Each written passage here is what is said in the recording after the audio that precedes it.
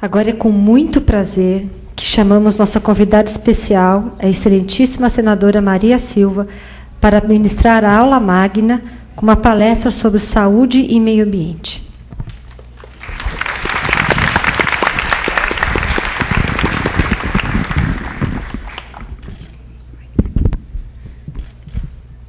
Boa noite. Boa noite a todos, a todas. Primeiro eu quero agradecer a Deus por estarmos aqui. Peço licença para falar sentada, porque eu já vi que se eu for falar dali vou ter dificuldade para enxergar o meu roteiro. E quero cumprimentar a todos os professores dessa mesa, na pessoa do magnífico reitor, doutor Gabriel Mário Rodrigues, e cumprimento também aqui o doutor Sérgio Timerman, um amigo que conquistei aqui em São Paulo. Me sinto honrada com esse convite para proferir essa aula magna nessa escola de medicina. Quero cumprimentar os pais, os alunos, os amigos, os familiares, os professores e todos aqueles que estão nesse momento de celebração, né, fazendo aqui esse acolhimento. O tema que me foi proposto foi falar sobre meio ambiente e saúde.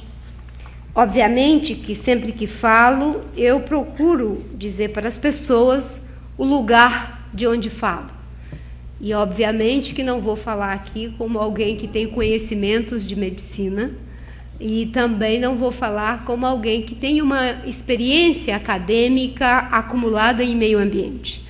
O lugar de onde falo é o lugar da experiência vivencial de cerca de 30 anos de militância social e política na área do desenvolvimento sustentável e das lutas socioambientais no Brasil.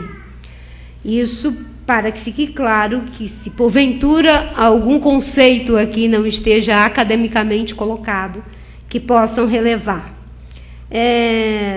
Eu vou tratar inicialmente de alguns aspectos referente à visão que se tem sobre a evolução da visão da proteção da natureza, do uso dos recursos naturais e a conservação dos serviços que esses recursos prestam.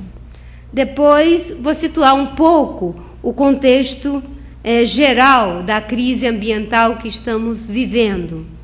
E, obviamente, que, a exemplo do que acontece no campo da saúde, aí que eu peço a vênia, não é? Provavelmente tivemos uma evolução também dos conceitos. É possível que, no início, o foco estivesse em pensando na saúde, na doença. Depois se passa a ver o indivíduo como um todo, não apenas a doença, o efeito, mas o que leva a você ao adoecimento e o que pode levar você a ter a cura ou a saúde. E, em seguida, a gente passa a ter um foco também no ambiente. Qual é o ambiente que propicia uma vida saudável? Acredito que, em termos de saúde, isso pode ter acontecido.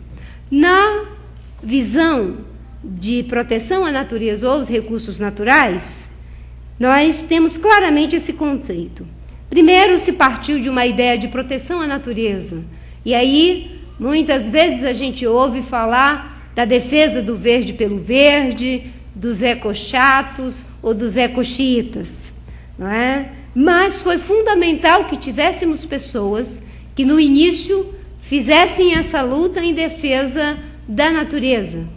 E as pessoas que fizeram essa luta, elas partiam de um princípio, muitas vezes acadêmico, de conhecimento das espécies, do perigo da extinção dessas espécies, partiam também da sua sensibilidade, pelo deleite que tinham em observar determinadas paisagens, determinados animais e insetos, o amor, às vezes lúdico e poético, pela natureza. Então, foi o início, o processo fundante de defesa do meio ambiente, tem muito a ver com uma visão conservacionista.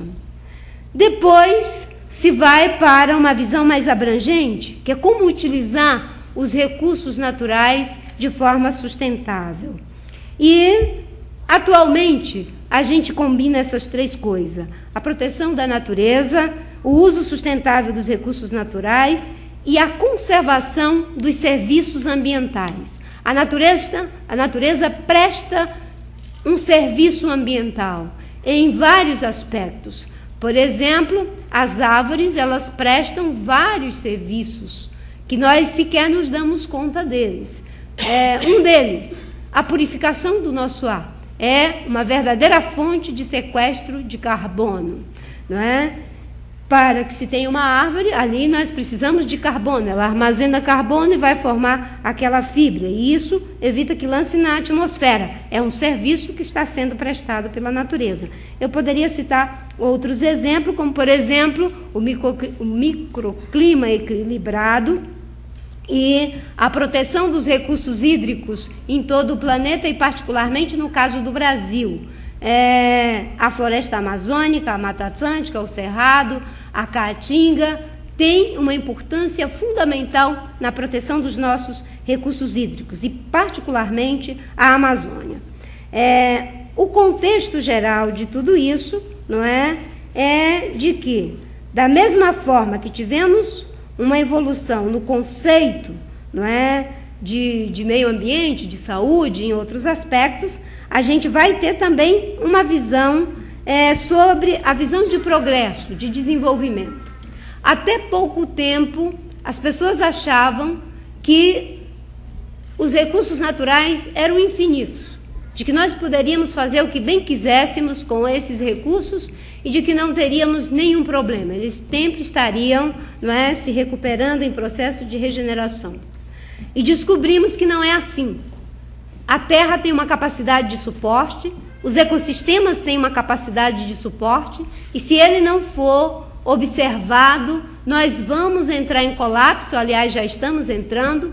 Nós já esgotamos em 30% a capacidade de regeneração da Terra, ela já está no vermelho em 30%, segundo vários estudos sérios feitos na Inglaterra, enfim, junto ao painel intergovernamental das Nações Unidas sobre Mudanças Climáticas, o IPCC, WWF, que é uma ONG muito respeitada, diz que já estamos no vermelho em 30%. E nós sabemos hoje que os recursos não são infinitos. Uma outra visão equivocada era de que o desenvolvimento era um processo linear, de que nós partíamos de um determinado ponto e íamos evoluindo, nos desenvolvendo até chegarmos ao topo de algum processo. Hoje nós sabemos que não existe essa linearidade, de que o processo de desenvolvimento ele pode ser interrompido, de que a visão de desenvolvimento ela depende de vários fatores, da visão de mundo que temos, da cosmovisão que temos, de aspectos sociais e de aspectos culturais que são relevantes no estabelecimento desses conceitos e dessa visão do que é ser desenvolvido ou não. É possível comparar culturas? Se nós perguntarmos isso para um antropólogo, obviamente que ele vai dizer que não. Talvez no senso comum a gente diga, é sim possível comparar culturas. Existem aqueles que são mais desenvolvidos, aqueles que são menos desenvolvidos. Se pensarmos em termos sociais, de qualidade de vida, essas questões são válidas, eu não as estou desconstruindo.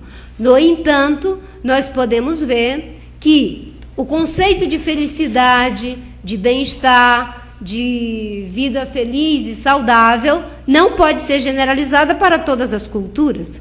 E, obviamente, que se alguém, não é, como disse o nosso reitor, vai emprestar o seu coração e as suas mãos para fazer uma das coisas mais bonitas que existem, que é cuidar das pessoas nos momentos em que elas estão mais fragilizadas, nos momentos em que elas estão mais desamparadas, esse olhar cuidadoso sobre o lugar de onde essa pessoa traz a sua dor, o seu sofrimento, o seu desamparo, é muito importante. E é por isso que a visão de desenvolvimento também, ela pode ser, sim, mediada pela cultura, pelos valores que defendemos e por aquilo que acreditamos.